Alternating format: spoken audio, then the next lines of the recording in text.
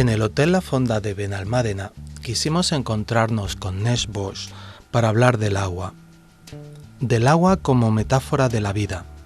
El agua puede estar, por ejemplo, en calma y, según las corrientes, convertirse en nubes grises que amenacen tormenta. Pero el agua no solo está fuera de nosotros, también nuestro cuerpo es agua, nuestras células son agua y se ven sometidas al vaivén de un oleaje emocional que nos condiciona. El agua, que ha sido objeto de estudio desde siempre, puede ser también espejo en el que mirarnos.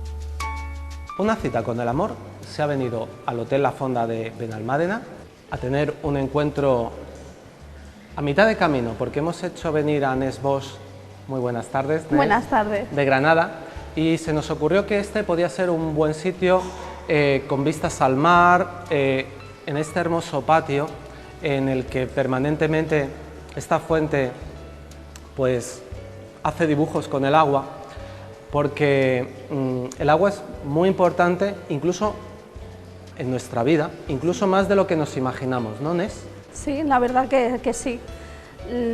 Hay muchas personas que han perdido un poquito la conciencia del agua, ¿no? Fíjate, en la placenta, cuando estamos en el vientre de nuestra madre, también hay agua, y se suele decir que cuando hay cambio de luna, ya sea luna llena o luna nueva, puede producir esa llegada de esa luna el advenimiento de la criatura y el nacimiento. Es que lo que estás diciendo es muy importante, porque el agua nos acompaña desde el principio de nuestra vida. Desde el momento en que empezamos a crecer en el vientre de nuestra madre, el agua nos arropa, ¿no? Y luego nuestra madre rompe aguas y nos trae a este mundo rompiendo aguas, ¿no? Y esa conexión está con nosotros desde entonces. Y entonces habéis creado algo, y tú me explicarás quién lo ha creado o cómo se ha creado, que lo habéis denominado sacerdocio del mar. Del mar, sí. ¿En qué consistiría este sacerdocio? Bueno, la primera persona que habla de la sacerdotisa del mar es John Fortune, que era una ocultista bastante importante. ¿Dónde vivió y en qué momento? Ella vivía en Inglaterra y, si no me equivoco, el libro de sacerdotisa del mar se escribió en los años 30, más o menos. En 1930. Sí, creo. Aproximadamente, para hacernos una idea. Sí. Y ella acuña ese término de sacerdotisa del mar. Era una mujer que tenía una relación muy especial con las aguas, que era una hechicera y una bruja de las aguas, ¿no? Y su libro habla de su relación con alguien que conoce. Entonces ella es la primera que acuña lo que es el término de Sea Priestess, ¿no? De la sacerdotisa del mar. ¿Y a dónde se remonta ella? ¿Cuáles son las fuentes en las que ella crea, digamos, esta idea que no es un sacerdocio? Pero es que ella escribe el libro, sí, ¿vale? Yo, el sacerdocio del mar, hago el curso de una sacerdotisa, Stephanie Neal, que vive en Estados Unidos, y yo hago el curso que tiene esta señora preparado. Ella, a la vez, es formada este curso lo forma con un poco de tradición hawaiana, que ella estaba en Hawái, y ella es formada por un poco de tradición hawaiana, que es un pueblo que tiene muchísima relación con el agua también. Y yo, el sacerdocio mar que yo estudio es el curso que prepara esta señora. Y luego yo cojo ese curso, me bebo toda ese agua turbulenta y todo ese agua, y cuando digiero ese agua en mí, saco hacia afuera un sacerdocio en español que no lo existía a nivel internacional, y preparo mi propio sacerdocio con esa base, amplío, y ese sacerdocio que yo estoy compartiendo ahora. Cuando la palabra en sí, sacerdocio, es muy... Sacerdocio del mar, sí. Bueno, pero la palabra en sí, sacerdocio, es una palabra muy antigua. Sabemos o podemos imaginarnos que ya en el antiguo Egipto había sacerdotisas y sacerdotes. Exactamente, que en cualquier cultura y en cualquier conexión con la divinidad Digamos que el sacerdocio era la figura que mediaba. El sacerdote es el puente. Es el puente. Es el puente entre lo divino y lo mundano, entre lo terrenal y lo etérico. Es la que une todo ese mundo invisible, es capaz de arrastrarlo y traerlo y poder transmitir algo de ese mundo a una persona que no está iniciada en ese sentido, ¿no? Entonces, la sacerdotisa hace un poquito de puente en ese sentido. Dicho de otra manera, también, hemos elegido la palabra sacerdotisa y a mí me parece una palabra muy hermosa, pero también tiene la connotación de guía o de maestro. Exactamente, los chamanes, por ejemplo, eran considerados sacerdotes. Exactamente. Entonces, y aunque no decimos, no, pero es que una cosa es un sacerdote y otra es un chamán, o una sacerdotisa o un chamán. Tienen la misma función. Pero es que en realidad, ¿no?, tienen exactamente la misma función, porque uno de los términos, por ejemplo, en los que acuñas al hombre medicina, mujer medicina o chamán, precisamente es el puente. Ellos también son el puente. De hecho, hay una expresión que en inglés es hollow bone, el hueso hueco. Ellos tienen que ser el hueso hueco por el que pase absolutamente todo. ¿El conocimiento? El conocimiento, la energía, la sanación, todo. A ti hay arquetipos que ya desde el Antiguo Egipto resuenas con ellos y te inspiran, por decirlo así, ¿no? Sí. ¿Cuáles serían esos arquetipos femeninos que te inspiran para llevar a cabo y diseñar este sacerdocio del mar? Bueno, en el sacerdocio del mar trabajamos con diferentes divinidades. Sí. Y también diferentes criaturas, todas relacionadas con el agua. Muy bien. ¿Vale? Entonces, hay veces que trabajamos con dioses o con diosas, por ejemplo, con Afrodita. La trabajamos con Poseidón también, que es un dios bastante importante del panteón griego. Pero también trabajamos con diosas, por ejemplo, Sulis, Minerva, ¿no?, que la conocemos, es inglesa, ¿no?, británica, es una diosa británica, ¿no? Cuando llegan los romanos, a la diosa que había allí, Sulis, le añaden el nombre de Minerva y la convierten en Sulis Minerva, y ella es la diosa que cuida las aguas de Bath, ¿no? Es la diosa sanadora de Bath. Anda. Entonces trabajamos con dioses de diferentes culturas y también con criaturas, ¿no? Con ondinas, con sirenas. Trabajamos con Medusa. ¿Y qué nos ayuda a rescatar toda esta mitología ya existente y beber de ella? Ten en cuenta que cada una de esas divinidades o criaturas tiene una lección arquetípica, nos puede enseñar algo a nivel psicológico, ¿no? Entonces, claro, nosotros en el sacerdocio del mar que yo imparto, trabajamos con ellos a ese nivel, ¿no? ¿Qué lección arquetípica nos trae? ¿Qué sombra nos muestra esa criatura o divinidad, ¿no? Porque el sacerdocio del mar es un sacerdocio que viaja a las profundidades, de la propia persona. La propia persona tiene que ir al fondo también para ver su sombra y descubrir qué puede trabajar para limpiar un poco esa sombra y ser un poco más feliz sin esos velos, ¿no? De hecho, lo que es en definitiva el sacerdocio del mar es una herramienta de crecimiento personal. Es una herramienta de crecimiento personal brutal, brutal. De hecho, por aquí tenemos una de mis alumnas hoy que ha venido a verme, como he venido por aquí, claro, y sabía que estaba cerca, se ha acercado y lo puede corroborar. Lo puede corroborar. Ese viaje interior, y es un viaje en el que uno se pone en contacto, se pone en contacto con las aguas turbulentas que tenemos en nuestro interior, ¿a dónde nos puede llevar? ¿Qué puede aportarnos esa indagación de esas aguas interiores que pueden estar, fíjate, el mar nos vuelve a dar metafóricamente un reflejo para poder entenderlo mejor. Es decir, el mar muchas veces lo llamamos calma chicha, puede estar en calma, perfecto. Sí, exactamente. Luego, pero también puede estar en tempestad, Mucho. marejada, marejadilla, todos estos términos intermedios que definen, bueno, cómo está cómo está el agua de picada o cómo está de salvaje, ¿no? Al ser humano, yo no sé si es por ese agua que tenemos dentro o no, pues también a veces ocurre que entramos en un estado de tempestad.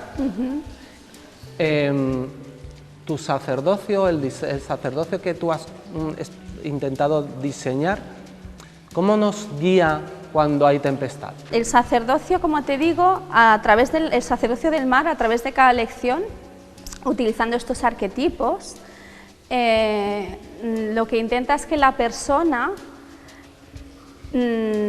rompa las capas de los velos, las capas de aguas turbulentas y que limpien, sobre todo que limpien. Cada tema que se va avanzando, la persona va limpiando como si fuera una capa de sí mismo, ¿no?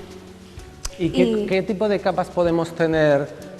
Muchas veces caminamos por la vida, vamos creciendo, tenemos 20, 25 años y empiezan a ocurrir o empezamos a observar cosas dentro de nosotros o a nuestro alrededor que no nos gustan, que no nos hacen sentir cómodos, y lo que invitamos en este momento de la historia es, rescatando la idea del conócete a ti mismo, introdúcete en estas aguas para descubrir ¿Quién eres? ¿Eh? Para descubrir realmente quién eres. ¿Y por qué te ocurren estas cosas? ¿Y por qué? Es decir, ¿cuáles son los velos de sombra que a lo mejor no te dejan avanzar o no te dejan ver? Porque sobre todo el sacerdocio del mar lo que pretende es que la persona que lo está estudiando es que amplifique su visión a través de las aguas, que sea capaz de ponerse una máscara de buceo y meterse en el agua y ver todo lo que hay debajo de este mar inmenso que no vemos desde la superficie. Muy bien, metafóricamente, cuando alguien se pone unas gafas de buceo y se pone o el snorkel o incluso más valientemente una bombona y se lanza, la promesa es que va a encontrar tesoros.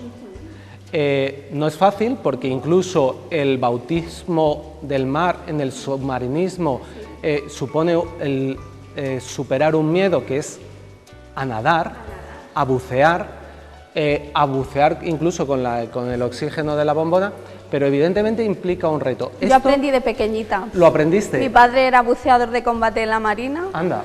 Y desde muy pequeñita me puso un biberón y nos tiró al agua y aprendimos todos a bucear muy pequeños. Tú y tus hermanos. Sí. Entonces, bueno, eso, fíjate, cuanto antes aprendamos a hacer una cosa, mejor. Se suele decir, por ejemplo, con los idiomas, que lo aprendan cuando son pequeñitos porque ya lo tienen aprendido y no van a tener la dificultad a los 20, 30 años de tener que aprender un idioma. Aprender a bucear, aprender a sumergirse en las aguas, a ti te ha debido de servir esa experiencia. Hombre, yo no soy infantil, una sacerdotisa del mar por nada, ¿no? Y no, sobre todo no lo eres por casualidad. Ni por casualidad, de hecho, yo me he criado aquí en Granada, yo me considero muy granadina, pero la verdad es que yo nací en una isla del Mediterráneo. Que es Menorca. Menorca. Entonces, aunque yo me he criado aquí, yo desde mi nacimiento ya estaba presente. Estoy ligada a las aguas, ¿no? No es casualidad que mi padre también fuera buceador en la Marina, que nos pusiera a hacer buceo, surfing, de todo. Íbamos con el snorkel y éramos todos súper pequeños, ¿no? Mis tíos, mis primos. Con 4 años a lo mejor, incluso antes. Vamos, muy chiquititos todos. Todos en la familia hemos tenido una relación con el agua muy grande. ¿Tu padre no era un hombre normal y corriente? Te introdujo no solamente te introdujo en el buceo, te introdujo, por ejemplo, también en los mitos griegos. Sí, mi padre era una persona que le gustaba muchísimo la mitología griega, mitología egipcia. Bueno, aparte era un creador de historias impresionante, nos contaba unos cuentos entre los seres oscuros y los seres de la luz, increíbles para unos niños así muy chiquitillos. Y tú muy pronto empiezas a leer, te empiezas a familiarizar con literatura de estos mitos, ¿no? Sí, ya te digo, como mi padre era le gustaban mucho lo que era la mitología, pues claro, yo a lo mejor en vez de estar leyendo cuentos cuando era pequeña, ¿no?, como hace todo el mundo, yo estaba leyendo y escuchando historias de los mitos griegos, ¿no? ¿Qué tienen los mitos griegos que nos hace en este momento de la historia volver la mirada hacia ellos? Yo creo que siempre hay un momento en que echamos la mirada atrás. A lo mejor el tema de la cultura griega, la cultura egipcia, pero siempre tenemos que mirar atrás, de manera inconsciente, buscando nuestros ancestros, ¿no? Porque a veces hay... La explicación puede estar mirando hacia atrás. Claro, la mirada se vuelve a veces inconscientemente o intuitivamente. Intuitivamente. Y va buscando donde cree que puede estar la respuesta. Hombre, es que ten en cuenta que además en aquellos momentos son momentos de un florecimiento de la cultura, de la ciencia, de la investigación en ese nivel, ¿no? Estamos hablando de civilizaciones muy estudiosas en ese sentido, con un conocimiento muy grande, ¿no? Incluso superior, podríamos decir, en algunos aspectos. Si decimos al actual, biblioteca, ¿no?, de Alejandría, todo el mundo sabe que estamos hablando de la mayor biblioteca que existía de todos los tiempos, bueno, ¿no? Exactamente, en aquel momento comparativamente a lo que había, ¿no? Entonces, estamos hablando de culturas, pues eso, que bebían de muchos conocimientos, además de otras culturas diferentes, porque tenían relaciones con otras culturas muy lejanas, ¿no? Entonces todas, como que bebían un poco de todas las culturas y había un caldo ahí importante. A mí me resulta muy interesante comprobar que la Roma se alimenta en sus mitos o lo replica incluso de los mitos griegos. Sí. Grecia se alimenta a su vez de Egipto. De Sumeria, Tracia, ¿no? Coge algunos dioses que vienen de un poquito, son más antiguos, ¿no? Y vienen de más lejos. Y hasta ahí, y se pierde ese conocimiento en la noche de los tiempos. Ahí se pierde. Pero de alguna manera Roma y Grecia, que sí nos han llegado sus deidades, sus arquetipos.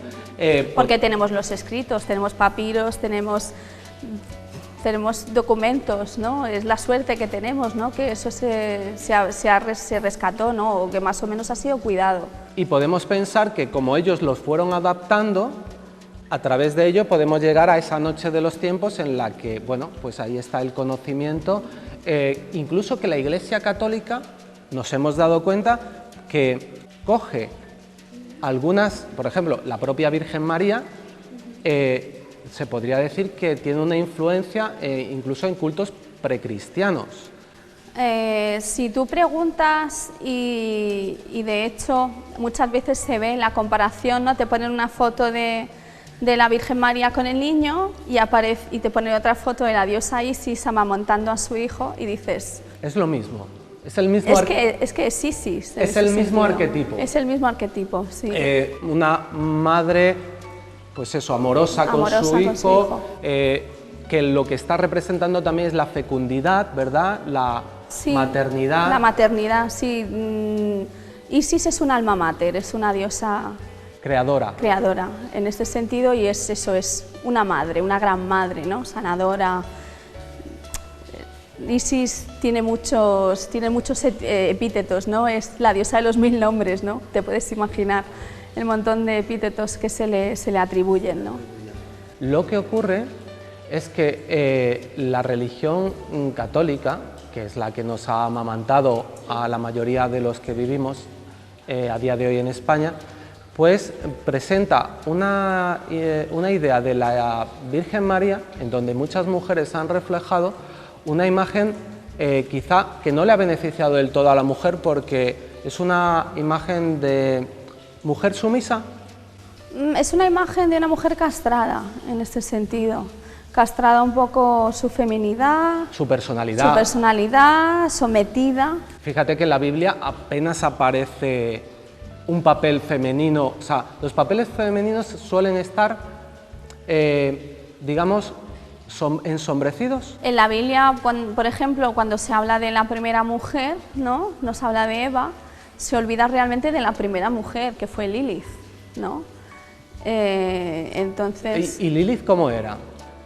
Pues Lilith era una mujer salvaje. De hecho, la expulsan del paraíso porque no se quiere someter a Adán. Porque si Dios me ha creado a su imagen y semejanza, ¿por qué me tengo que someter a una persona que es exactamente igual que yo, ¿no? Entonces, al final es expulsada del paraíso porque además pronuncia el nombre de Dios en voz alta, ¿no? Es decir, herejía. Como diciendo, yo te conozco, yo sé tu nombre, ¿no? Es decir, y la palabra es poder también, ¿no? Al final es desterrada del paraíso y de todos sitios, porque casi la borran de... La tradición de ese personaje llamado Lilith ha habido que rescatarlos en los últimos 20 o 30 años, que se han escrito. Yo recuerdo que incluso me suena que Carmen Posadas publica un libro que se llama La sombra de Lilith o algo. Sí, me suena que sí, exactamente. Entonces hay unos cuantos libros, hay algunas personas, fundamentalmente mujeres, que intentan rescatar la figura de Lilith frente a la figura de Eva. Eva sí. Es una mujer sumisa, sí, y Lilith es una mujer salvaje o una mujer independiente, una mujer segura de sí misma. Exacto. Muy bien. Y todo esto nos lleva a la necesidad que en este momento de la historia muchas mujeres como tú tratan de reivindicar el empoderamiento de la mujer. Devolvamos el poder a la mujer y a la feminidad. Sí. A ti la palabra empoderamiento, ¿qué te parece cuando lo atribuimos a mujer? Hombre, yo creo, lo que estás diciendo es esto, estamos en una realidad donde se pretenden dar a las mujeres herramientas para que puedan retomar un poco esa fuerza que se ha perdido a muchos niveles, la capacidad de sentirse fuerte, segura de sí misma, de verse capaz, sobre todo, de verse capaces como mujeres, como seres individuales que pueden hacer cosas, ¿no? Porque durante muchos años, especialmente en las culturas mediterráneas, la mujer en ese sentido ha sido como muy frenada. Si no había un hombre, si no tenía un hombre, si no podía acceder a esto, a lo otro. Hasta no hace tanto tiempo en España las mujeres no podían tener ni cuenta bancaria si no firmaba su marido o no estaba con su marido, ¿no? Que entonces, a día de hoy nos puede parecer casi disparatado. Sí, pero es que eso sabemos que es cierto, que es así, ¿no? Entonces, la labor de empoderar a otras mujeres no es más que recordarles a esas mujeres que son válidas como seres individuales y que tienen una fuerza de creación, solo por el hecho de ser mujeres, con el que tienen que conectar, ¿no? Que tienen que agarrarse a esa fuerza y que cualquier mujer puede pisar igual que un hombre, ¿no? Lo que pasa que es verdad que acusan un poco a las mujeres que están ayudando a otras mujeres, a veces es que son estas feministas, ¿no? Yo, por ejemplo, en este sentido no me quedo solo en la mujer, ¿no? Yo soy de las que piensa que también, además llevo muchos años diciendo esto, que el hombre también ha sufrido mucho por culpa del patriarcado, ¿no? Ha habido muchos hombres que han sido heridos muy profundamente por este patriarcado, ya sea por su padre, por una madre herida por el patriarcado, ¿no? Que ha volcado en ese hijo, pues, su dolor, sus frustraciones, ¿no? Y yo soy de las que no se queda en la mujer, ¿no? En el trabajo con la mujer. De hecho, mi sacerdocio del mar, yo tengo sacerdotes del mar graduados, ¿no? Entonces, y son chicos que han hecho un trabajo impresionante en el sacerdocio del mar y han terminado con laureles y empoderados y, vamos... Porque el hombre que ha crecido en el patriarcado, a pesar de que se pretendía que estuviera empoderado, porque el poder se le había quitado a las mujeres, ¿tampoco ha estado realmente empoderado? Yo es que cuando hablamos de poder, no hablamos de masa muscular, ni de fuerza bruta, ni nada por el estilo. Pero ten en cuenta que cuando nos bebemos la energía de otra persona o de otras personas, Sí, nos podemos sentir fuertes, pero nosotros nos estamos haciendo de algo que no nos pertenece y de mala manera, ¿no? Entonces, indebidamente. Entonces, en este sentido, hay otros caminos. El hombre se puede enriquecer muchísimo de la mujer y la mujer se puede enriquecer muchísimo de un hombre sano también. Entonces, si el hombre y la mujer están sanos en ese sentido, entonces es cuando se puede dar algo ideal, ¿no? No vamos a decir perfecto, porque perfecto no hay nada. Bueno, es un camino de crecimiento que pueden hacer los dos y que les va a llevar a, bueno, a dar pasos, a conseguir logros en pareja o no, paralelamente, y es muy enriquecedor para ambos. Sí, sí, exactamente. Es que no es lo mismo a lo mejor hacer un camino en solitario que compartir ese camino de consciencia y ese camino de crecimiento con tu pareja. Con tu pareja, ¿no? Entonces también es un camino muy bonito. Alguien me decía en una de las entrevistas que hemos venido haciendo en Una cita con el amor, que la mujer es esencialmente relacional. ¿Podemos estar de acuerdo o no? Pero ¿tú lo sientes también así? La mujer se siente más cómoda cuando encuentra el hombre ideal que la complementa. Te encuentras de todo. También hay mujeres muy independientes que en ese sentido no necesitan esa energía masculina para complementarse. Ten en cuenta que además nosotros mismos somos energía masculina y femenina, ¿no? Yo soy mujer, pero tengo mi animus, ¿no? Tú eres hombre y tienes tu ánima a nivel interno, entonces tenemos esas dos energías en nosotros. Lo que pasa... Entonces, ¿por qué buscamos un compañero de vida, una compañera, para evitar el qué? ¿La soledad, por ejemplo? ¿Y por qué lo hemos estereotipado de una forma tan rígida? Hombre, a lo mejor también es porque se nos ha impuesto ese velo, ¿no? La dualidad, hay muchísimas religiones orientales y líneas de pensamiento donde se niega completamente la dualidad y te dice que todos los problemas del ser humano vienen de esa dualidad, ¿no? Y esa búsqueda de la otra mitad puede venir totalmente de ese plano dual, ¿no? Es decir, es que si no tienes la otra mitad no estás completo. Entonces puede ser una falacia. Pero la otra mitad ya la tienes dentro. Claro. Que es lo que plantea también el yin y el yang, ¿no? Sí, pero ya te digo, es un trabajo, es algo que yo trabajo en uno de mis talleres, el andrógino sagrado, ¿no? Primero lo que hablamos de sanar, primero sanar lo que haya que limpiar y sanar, y luego sacar esa parte femenina o masculina, sacarla sanada y limpia para enriquecernos en este sentido.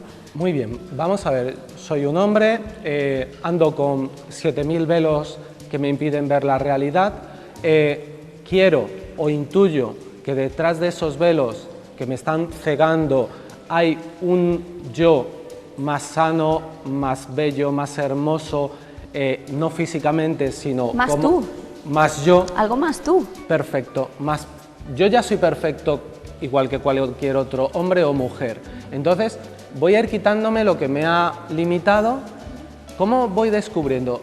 Los primeros pasos en este camino de crecimiento personal, ¿qué me pueden revelar a mí como hombre, poniéndome a mí como ejemplo, como muchos otros hombres? En el sentido de que, para que muchos hombres que vean esta entrevista digan, bueno, ¿qué me puede aportar a mí este camino de crecimiento? Hombre, tú ten en cuenta que hay muchas vías de crecimiento, hay muchas vías de trabajo interno. Pero esta en concreto, en este sentido ninguno poseemos la verdad absoluta ni el camino perfecto. Bueno, entonces, pero partiendo desde ahí, el sacerdocio del mar, por ejemplo, yo como hombre, uno de los chicos que se ha graduado como sacerdote del mar, yo recuerdo especialmente como una lección fuerte para él, la lección que llegamos a trabajar con Poseidón, ¿no? Cuando él se enfrenta al masculino en sombra, ¿no? ¿Y qué pudo encontrar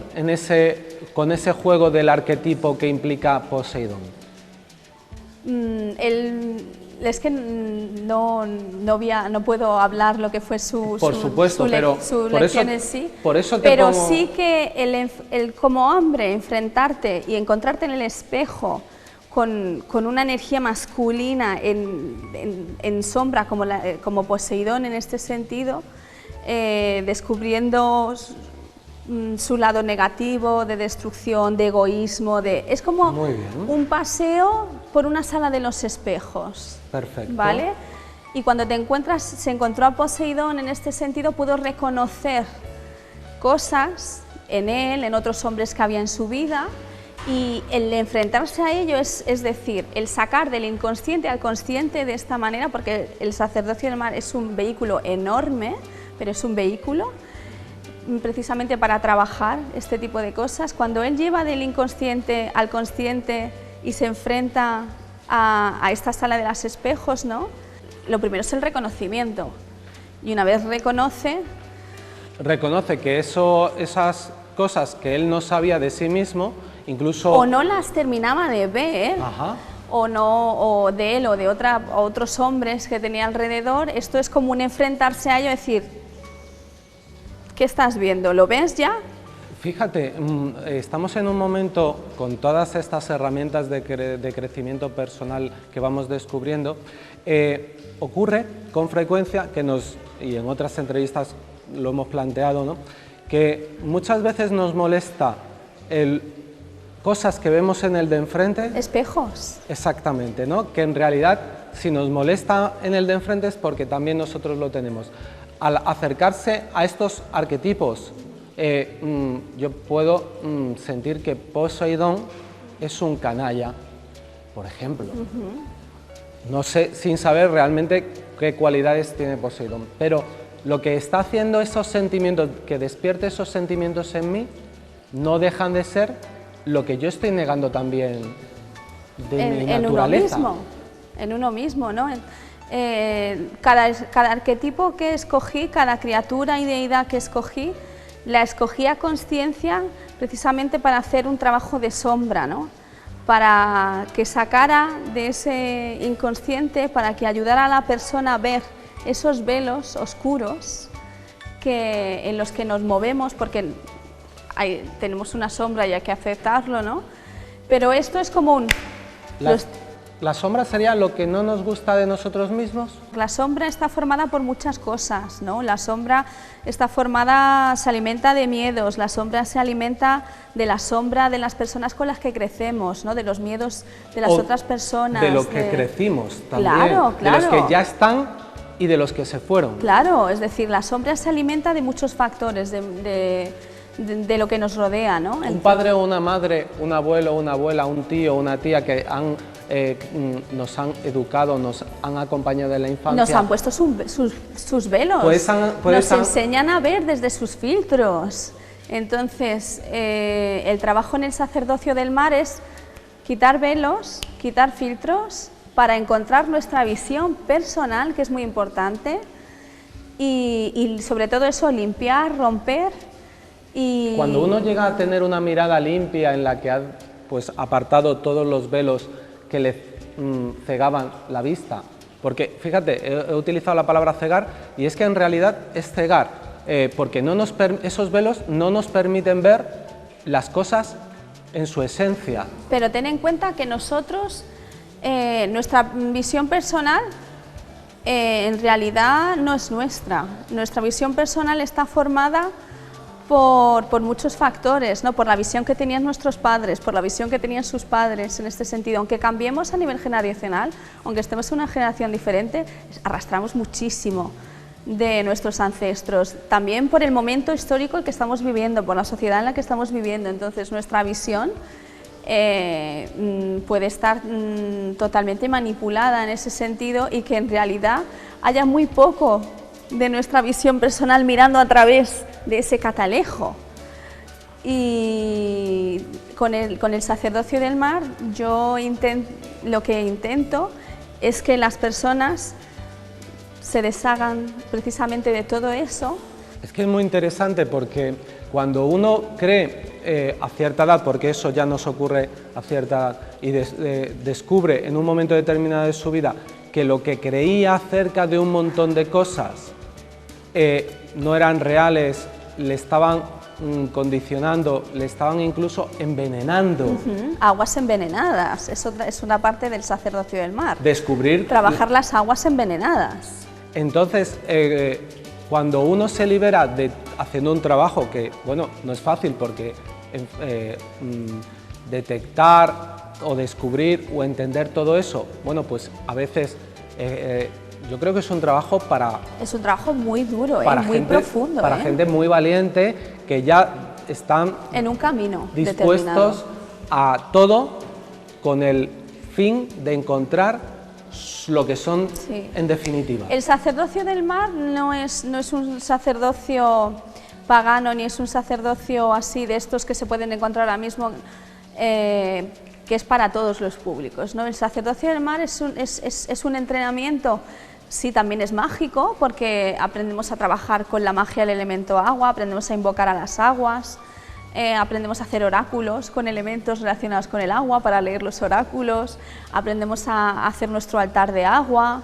Al final esos arquetipos con los que trabajamos tenemos que invocarlos a esa energía. También tiene magia en ese sentido, ¿no? No puede ser un sacerdocio si no tiene un poco de magia, pero la persona que estudia el sacerdocio del mar es una persona que, aunque ellos no lo saben, cuando empiezan necesita un cambio vital o está en un camino de cambio vital muy grande, ¿no? O en un camino de consciencia y llega a las aguas, no sabe por qué, dice, mira, no sé, me ha llamado esto y siento que voy a empezar a hacerlo. Y digo, adelante, abro la puerta del templo y digo, aquí está. Aquí está, aquí estoy y aquí estás tú y a través de este camino podrás llegar a conocer quién eres realmente. A mí me parece, como tú decías antes, hay muchos caminos, se están ofreciendo a día de hoy muchos caminos porque parece que estamos por fin interesados en descubrir quiénes somos realmente más allá de todos los disfraces, los personajes, etcétera, etcétera, que decidimos o que en el camino de la vida, pues parece como si camináramos por una sala con diferentes disfraces y dices, esto lo voy a coger, este disfraz me gusta, creo que quedo muy apuesto que este disfraz o esta máscara me queda muy bien. También me sienta muy bien. Claro, fíjate, has hablado de la palabra máscara y a mí me viene bien para decir, porque una máscara a mí me inspira a decir, la máscara me sirve para engañar.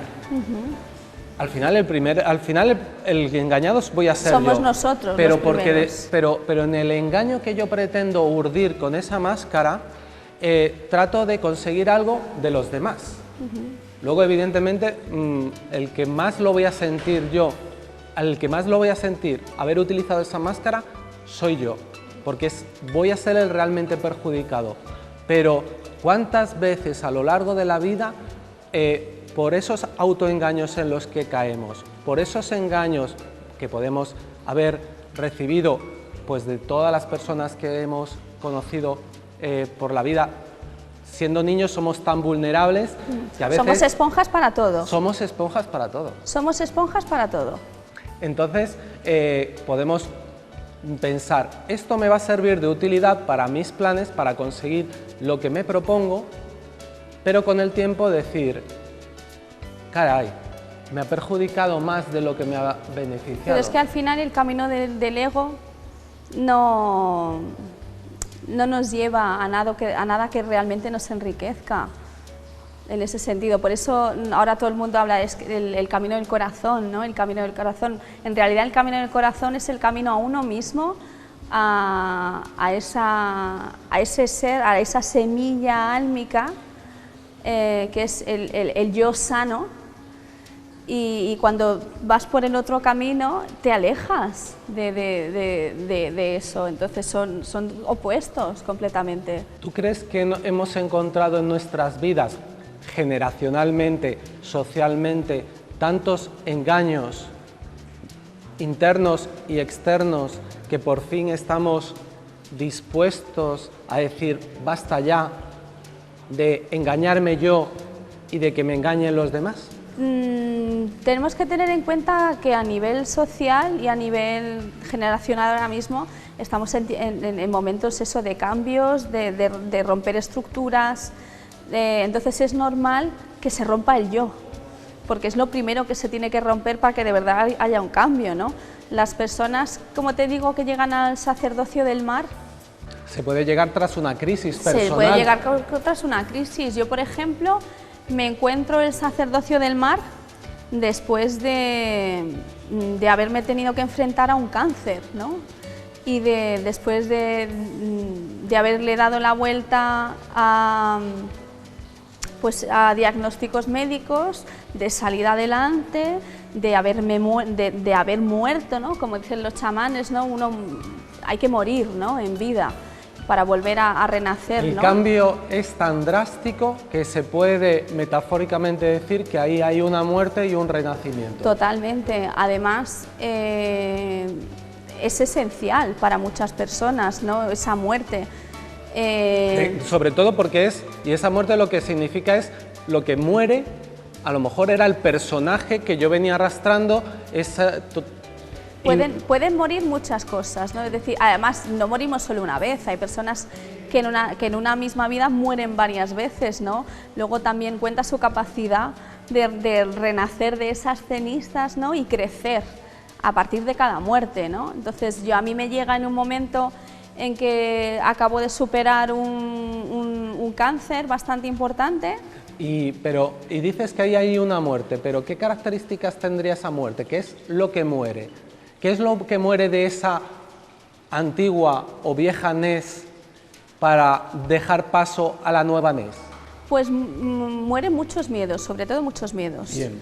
Porque cuando te enfrentas a la muerte así cara a cara, como Muy yo digo, bien. cuando bajas abajo y le saludas a Caronte, ¿no? Ahí en la Estigia, y vas al Hades, ¿no? Y bajas al inframundo y te enfrentas a eso, ¿no? Podemos también hablar del inframundo sumerio, ¿no? A Erexquigal, ¿no? Que es una diosa muy, muy oscura del inframundo, ¿no? Cuando te encuentras realmente con la muerte y eres capaz de enfrentarte a ello y renacer, en realidad pierdes muchos miedos. Porque el miedo más grande en este sentido para muchas personas es la muerte, ¿no?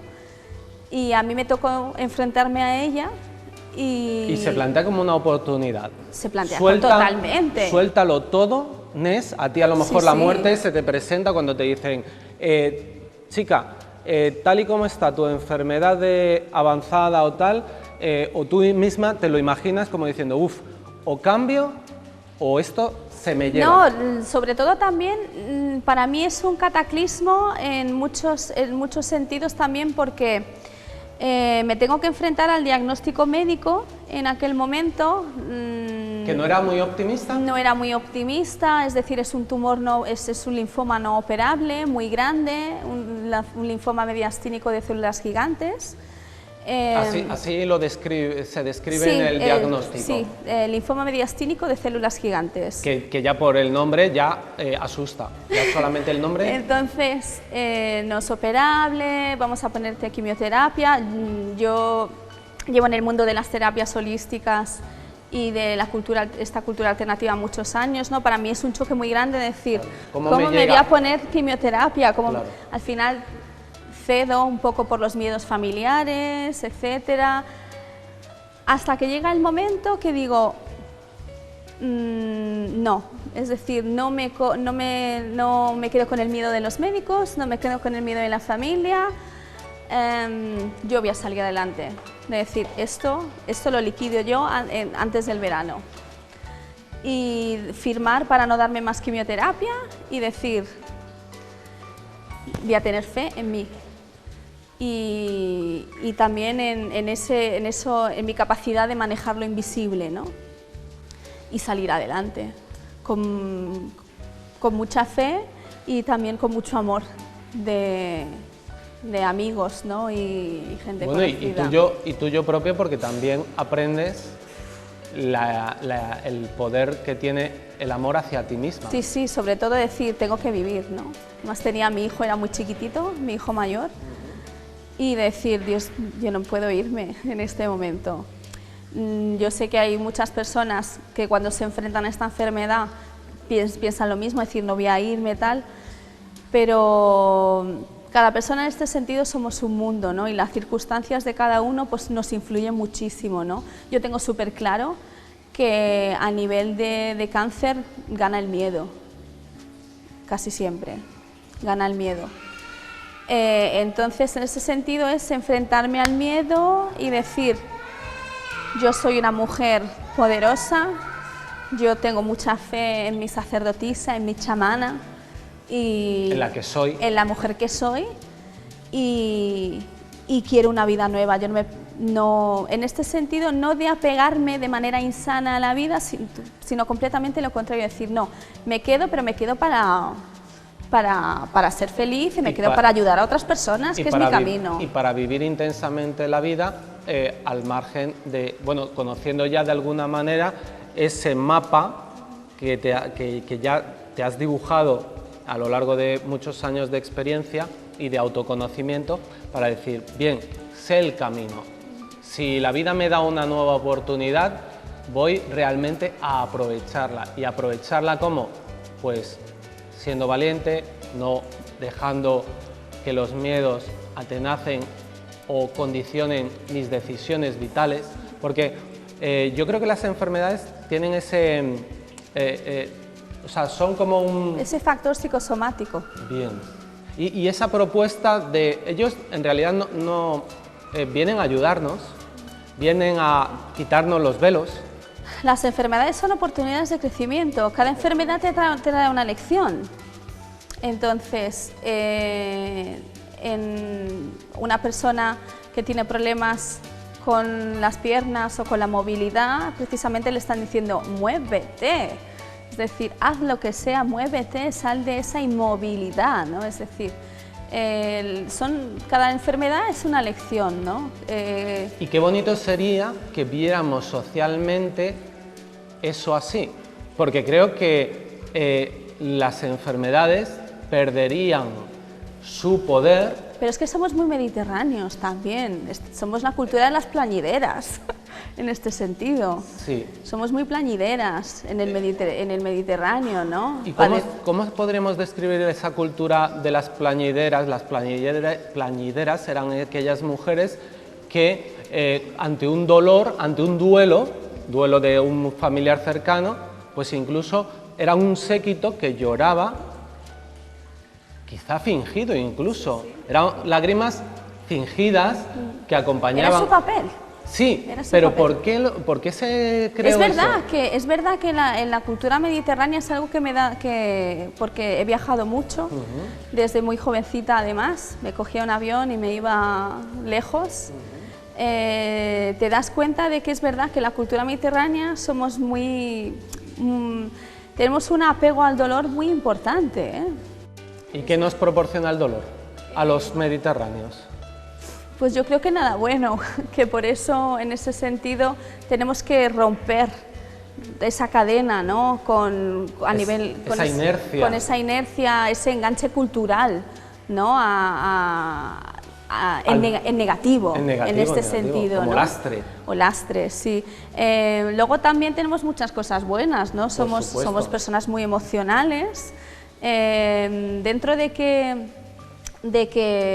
una de las cosas que achaca a los hombres en general, ¿no? Es su desconexión acuática, ¿no? Su desconexión con las emociones, el que no se les ha permitido fluir con libertad porque son hombres, es decir, no expreses, no demuestra. Fíjate, y se supone que era como síntoma de fortaleza. No, de debilidad totalmente. Y en realidad lo que es un síntoma de debilidad. Totalmente, es decir, vivimos en una sociedad llena de hombres castrados acuáticamente y emocionalmente, ¿no? Porque no han podido gozar de esa conexión con sus emociones, ¿no? No han sido libres para expresarse. ¿Cuántos padres de hace una generación o dos llegaban a casa y ni siquiera besaban a sus hijos, ¿no? Porque no podían demostrar afecto por el mero hecho de ser hombres. Claro, eran hombres, es decir, la mujer sí podía darse, podía abrirse, pero no, ellos no. Ellos tenían que estar... Dar una imagen de autoridad muy lejana a lo que era el afecto, al cariño hacia sus hijos. Entonces hay muchos hombres en esta sociedad que han sido castrados emocionalmente en ese sentido, ¿no? Y mira lo que te digo, el hombre mediterráneo, dentro de lo que cabe, es un hombre un poco más emocional, ¿no? Más temperamental en ese sentido, ¿no? Luego también el hombre en el norte de Europa, estamos hablando de otros mundos completamente, ¿no? Son muchísimo más, no se permiten esa escapada temperamental, ¿no? Entonces... Y eso puede ser, bueno, eso es de hecho dañino para ellos. Totalmente dañino. Emocionalmente dañino. Totalmente, por eso estamos en los años del hombre emocional, de rescatar al hombre emocional, de rescatar las aguas de los hombres. Un hombre puede pensar que su compañera no desea un hombre emocional. Dentro de esos velos... Pero es la misma cultura machista. Bien. Es la misma cultura machista. La que le ha hecho creer eso. La que le ha hecho creer eso, es decir, si son mujeres criadas en una sociedad patriarcal, donde ha visto un padre que X, donde un abuelo X, donde a su hermano le enseñan X, esa mujer acaba creyendo X, y que un hombre tiene que ser un hombre X. Cuando sanamos todas esas cosas, es cuando podemos de verdad encontrar la conexión acuática ideal, ¿no? De decir, ese fluir, que es lo perfecto, el poder fluir, para bien o para mal, ¿no? Como tú decías antes, un día podemos estar en total calma chicha y otro día podemos fluir en plan tempestad y que allí haya un tsunami en la casa que haga que se tambaleen los cimientos, ¿no? Sin embargo, las mujeres, fíjate, el otro día me planteaba una amiga que ella, que es por naturaleza femenina, temperamental, ella necesitaba, hay una idea que plantea que la mujer necesita la presencia del hombre, pero que el hombre no se... ella decía, es que si yo estoy nerviosa, si yo estoy alterada, si yo necesito que no me alteren más, que no se sume que si yo soy fuego ese día, que no me alimente con más leña, sino que me temple para que yo regrese a un estado de equilibrio o armonía. Claro, es que si en ese momento estamos en tormenta y nos tiran más... Y se suma una tormenta más. Y se llega más tormenta, pues Zeus, escóndete de lo que se puede liar. Entonces, en ese sentido yo creo que cuando una mujer está en fase tormenta, creo que hay que dejarla sola. Ah, ¿crees que hay que dejaros solas? Yo creo que sí. A mí me hace falta quedarme sola en esa fase también. Así que mira, ahí coincido un poco, por lo menos a mí, ¿no? No, y puede ser que el caso sea ampliable a más mujeres y que, bueno, lo que pasa es que eso, a lo mejor el hombre requiere explicaciones, ¿no? Pero lo mismo, mira, lo mismo que se escribieron libros como que las mujeres son de Venus y los hombres de Marte, creo que eran, y tal, y que decían, el hombre se va a su cueva, el hombre, tienes que respetar los momentos del hombre que se va a su cueva, luego saldrá de la cueva. También las mujeres necesitamos irnos a la cueva, ¿no? Y también necesitamos coger el saco de los truenos y a veces también nos hace falta lanzar un par de rayos e irnos a la cueva en ese sentido, ¿no? Lo que pasa que no sé si lo pensamos así, a las mujeres se nos ha castrado en ese sentido, es decir, no, como tú eres una mujer no tienes derecho a ser temperamental, a ser fuerte, a desahogarte, no, tú te vas con las mujeres y vas a fregar y vas... No, pero es que yo necesito soltar en ese sentido abrir el saco de los truenos, ¿no? Entonces ha habido castración emocional en las dos líneas, ¿no? Y por eso es importante pues eso, el momento en el que vivimos, porque hay muchas personas trabajando en eso, ¿no? en sanar su conexión y en sanar un poco toda esa cultura y esa educación castradora, y es lo bueno que tiene este tiempo, que estamos en plena catarsis. En plena catarsis, en plena transformación humana y personal, que nos va a llevar a, cuando comprendamos en dónde estamos, de dónde venimos, por qué nos ocurren las cosas que nos ocurren, pues a un estado de mayor armonía y de mayor calma, o sea, quitando eso, las tormentas. Sí, pues suceden, eso pero lo sabemos. ¿Pero amainarán en parte? ¿O lo que hay que en definitiva es aceptar que la tormenta es tormenta, que nosotros, al ser también agua, se desata dentro de nosotros esa tormenta? Pero es que mira, ahora, por ejemplo, hace unos años, ¿vale? Había mucha gente obsesionada con el tema de la luz, hay que ser luz, hay que ser luz, hay que estar en las estrellas, todo viene de arriba, todo, y había muchísima gente obsesionada con el cuerpo de luz, con la ascensión, ¿qué tal? Con la iluminación. Con la iluminación, ¿vale? Pero esa gente que empezaba ese camino de iluminación, empezaba a rechazar todo lo que era sombra, incluso a su propia sombra, y olvidándose de ella, no estaban haciendo nada. Mucha gente que con esa conexión estelar perdieron totalmente la conexión tierra, y tiene que haber un equilibrio. Se puede ser una persona consciente o supraconsciente y estar pisando tierra. Lo que pasa que eso no fue entendido en su momento, y hay muchas personas que han sufrido crisis muy grandes precisamente por intentar iluminarse cuando todavía están pisando en esta dimensión, ¿no? Cuando todavía a lo mejor no tocaba y era... O no estaban preparados. Lo que pasa es que como pintamos muy bonito lo de la iluminación y eso, pues nos olvidamos de que hay un trabajo de sombra que es muy importante y que somos sombra también, ¿no? Es decir, una moneda tiene dos caras. Y la sombra no se apaga, si es que se tiene que apagar. No, pero se puede volver sana, se puede sanear. Y que no se apaga negándola, sino aceptándola. Aceptándola, integrándola, sanando, y una vez empiezas a sanar y eso, es cuando empiezas a equilibrar. El